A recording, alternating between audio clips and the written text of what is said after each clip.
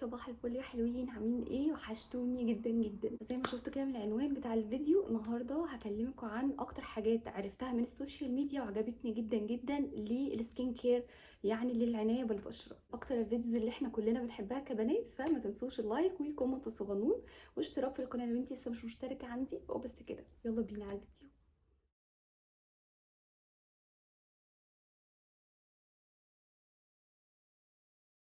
هندخل في صلب الموضوع على طول، وهوريكم المنتجات اللي انا بجد بحبها قوي قوي، واتبسطت جدا ان انا عرفتها من على السوشيال ميديا الصراحه، ولو خلصت هكررها اكيد. اول حاجه معانا، وده اغلى حاجه تقريبا في المنتجات كلها، فحبيت ابتدي بيه علشان يعني اديله وضعه كده ونرغي فيه حبه.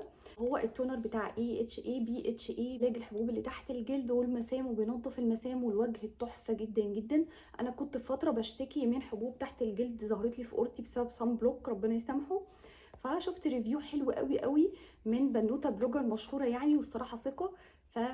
كانت بتجربه وبجد كان تحفه معاها، وكانت بتشكر فيه جدا جدا. الصراحه جريت جبته على طول، لان كان منظر اورتي كانت مضايقاني جدا، وخايفه كمان ان الموضوع يزيد. مش متعوده اصلا بشرتي الحمد لله تبقى بالشكل ده. جبته فعلا فعلا يا جماعه، هو خطير ويستاهل كل سحتوته حطيته فيها. طبعا ده من فتره كبيره، اكتر من سنه مثلا عندي، وعلى فكره بيقعد فتره طويله جدا، يعني اكتر من الربع مثلا لسه موجود. ده خطير. الحاجه اللي بعدها على طول هما منتجين من سكين سايد. ده المرطب بتاع سكين سايد بالهيالورونيك اسيد، حلو قوي قوي، خفيف على البشره، خطير كده، وملمسه لذيذ يعني، والبشره بتتشربه بسرعه، فده حلو جدا، وبالذات في الشتاء هتحبوه اكتر. تاني واحد من سكين سايد، وده 3 in 1، ده مشهور عندهم جدا جدا، وعلى طول سولد اوت اصلا. خطير. هو عباره عن ماسك وسكراب، وكمان منظف للوجه يعني غسول، بالفيتامين سي والهيالورونيك اسيد. بس تحذير، ده ما ينفعش للبشرات الحساسه والمعرضه للحبوب، عشان الفيتامين سي اللي فيه حلو جدا جدا، بيسعفني بجد في الاوقات اللي بكون فيها متسربعه وعايزه ادي نضاره لبشرتي كده، او مثلا بقالي فتره كبيره مهمله في بشرتي، وعايزه حاجه تديها كده نضاره وجلو وتفتحها لي فعلا في وقتها. عليكوا على الاختراع ده، وعلى فكره اسعارهم مش غاليه خالص. الحاجتين اللي بعدهم هما من ستارفيل. انا بعز الصراحه بمنتجات ستارفيل، مع ان عليها كلام كتير قوي. في فريق بيقولك ان هو مش حلو ومفعوله بطيء جدا، وفي فريق بيقولك لا هو خطير وحلو كل حاجه. انا من الفريق اللي هو بيقول عليهم خطير الصراحه. ده مش اول مره اجيب الغسول بتاع ستارفيل، ماشي مع بشرتي الحمد لله ومرتاحين مع بعض جدا، فكل ما بيخلص بكرره تاني. الغسول ده اللي هو بالتي تري، حلو جدا للمسام، وفيه ساليسيليك اسيد، بينظف البشره، حلو للبشره الدهنيه والمختلطه. تاني حاجه معانا من ستارفيل، وهو الكريم بتاع الوايتنينج بتاعهم بتاع التفتيح، حلو جدا برضو. انا بقالي فتره كبيره حابه ان انا اريح بشرتي من الميك اب وانا نازله، فبقيت الجا للستارفيل ده. وكمان اللي هو بتاع ايفا وايتنينج، نسيت اجيبه، هحطه لكم على الشاشه. الاتنين دول بجد بحبهم جدا جدا، بحطهم على بشرتي قبل ما بنزل، بجد ببقى مش محتاجه ميك اب الحمد لله، وبشرتي بتبقى فيها نضاره وجلوي كده خطير، مع طبعا بلس الصن بلوك، طبعا ده مفيش كلام فيه. الحاجه اللي بعدها، وده برضو اتكلمت عنه كتير جدا جدا بجد، ده عرفته برضو من السوشيال ميديا، والصراحه طلع لطيف واختراع. ده من شان وايت، تحفه يا بنات، تحفه بجد. هو مستخلص من سم النحل، فيه تركيب يساعد على علاج التجاعيد وتفتيح البشره والتصبغات اللي في بشرتك، حلو قوي قوي قوي بجد. ومكتوب عليه كمان مكافحه علامات تقدم السن، فقلت بقى ايه، اضرب كله في بعضه كده واجربه، مش هنخسر حاجه. طلع حلو جدا جدا، بس بلاش البشرات اللي هي فيها حبوب، هيكون معاكي خطير. ده تحفه بجد. الحاجه اللي بعدها، ودي برضو عرفتها من السوشيال ميديا، وعليها خناقات كتيره جدا جدا على السوشيال ميديا، بس انا الصراحه حبيته وبعرف يعني اتعامل معاه. هو لازم يبقى فيه سنس شويه في التعامل مع المنتجات بتاعت السكين كير دي، تبقي فاهمه بشرتك كويس. وانتي اي منتج هتجيبيه عامه، حتى لو جبتيه بالغلط مش ماشي مع بشرتك، انتي هتعرفي يعني ايه توظفيه كويس وتستخدميه كويس وما يجيبش مشاكل خالص. ده اللي حصل مع الكريم ده بتاع ريتش بانسينول ادفانس.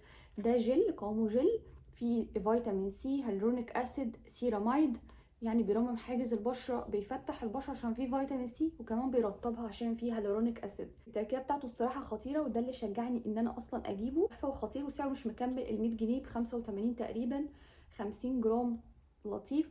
وبيرطب الوش حلو جدا جدا، يعني تندي بشرتك وتحطيه، وبعدين مثلا تحطي ميك اب تستكفي بيه وتنامي. انا ساعات بحطه كروتين بالليل قبل النوم، وبستكفى مش بحب احط لايرز كتير على بشرتي قبل النوم.